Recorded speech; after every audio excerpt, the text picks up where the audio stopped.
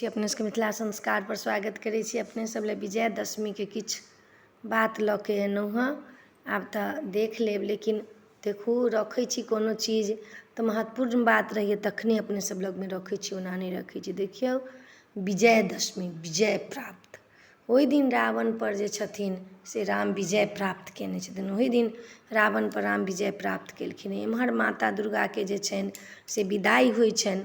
एहिमे माता दुर्गा जे छथिन सेहो जे छथिन से अपन रामजीके लेल भक्तिमे रहथिन लागल। सहस्राबाहुके माता जानकी सेहो विजयदशमीके दिन मारने छथिन। जखन अयोध्या चलि एलखिन तब ने विजयदशमी अपनासब मनबै छी।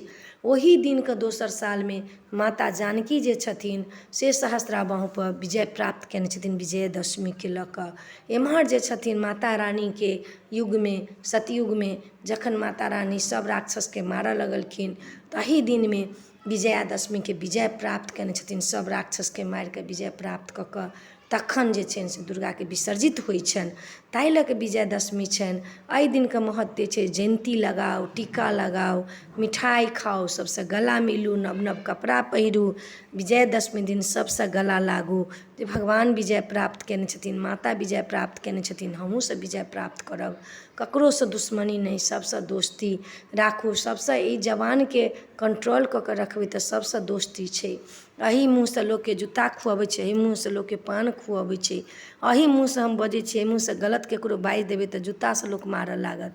एही मुँहसँ नीक शब्द बजबै तऽ लोक पान खुएतै, आदर करतै। तऽ एही मुँहमे सबचीज छै। ताहि दुआरे विजयदशमीके भाईचारा जे छै से मेल मिलाप कऽ कऽ रहू, सबगोटा अपनामे मेल मिलाप करू। तऽ एहि वीडियोमे इएह देलहुँ हँ।